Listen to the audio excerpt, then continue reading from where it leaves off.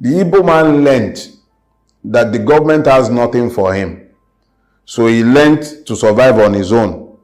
You will rarely ever find an Igbo man applying to the civil service or looking for a salaried job. So the average one, even the ones I went to university with, they will go and attach themselves to somebody in the market. They will learn a trade. So they learned to do without government. They learned to discount the government completely. Which means that the Igbo man is better equipped than any other Nigerian to cope with our current circumstances, where the government has become completely useless. The Igbo man was already prepared for the uselessness of the government. So now that he is prepared for it, and everybody else have now decided to stigmatize the Igbo man, I can't blame the Igbo man for turning around and saying, it's none of my business, oh, enjoy your government. He didn't enjoy anything from the government before. So for somebody, and I'm talking about the average Igbo man who is like me and you. I'm not talking about the Ojihus or Kalus of this world or the Okorochas of this world who have always fed on the grievances of Ndi Igbo and made money by appeasement of government and then presuming to speak on behalf of. I'm not speaking to those ones. I'm speaking for the average man on the street who grew up believing that he has no portion in Nigeria, which was what fed the Biafran spirit and the demand for Biafra even 50 years after the Civil War. So I'm not speaking to the man on the street of Ala Igbo. I'm not speaking to the trader in Alaba or at Aspanda or at Ladipo. All those ones, they have always lived with the mentality of being victims of the system. So when a victim of the system is telling you, leave me out of your protest, go and deal, because it wasn't gaining anything from the system in the first place. So if he wasn't gaining anything from the system in the first place, he has nothing to lose if the situation becomes, the only thing that is happening now is that more victims are being recruited into the Nigerian mess.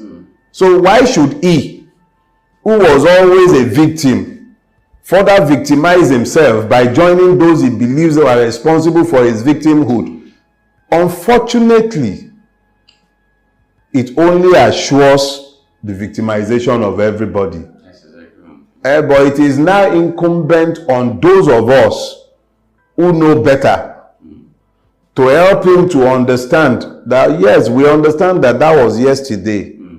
But for us to all come out of this together, you would have to move away from that pain to now walk. Now at least everybody is now suffering. Yorubas will say that it means that until suffering is democratized, it is not possible to end it. The suffering in Nigeria has now been democratized. Long ago, I predicted that the Nigerian revolution will start in northern Nigeria. The only reason I said so at the time is because the North had always been the reason we could not find common purpose to fight the evil.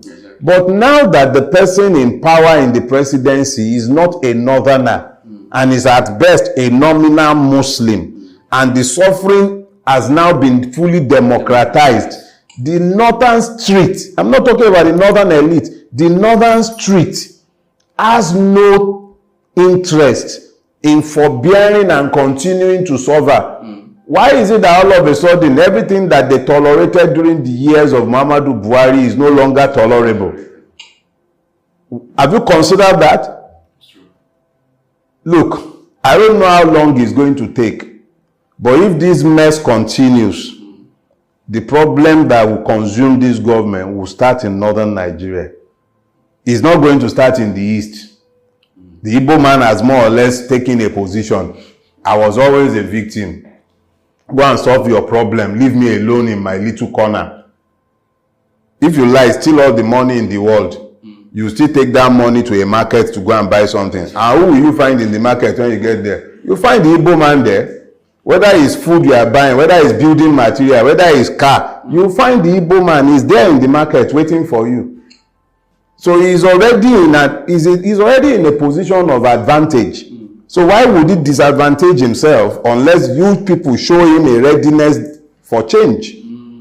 So that is where we are right now. It might seem like nothing is going to happen, but something will definitely happen. This system is not sustainable.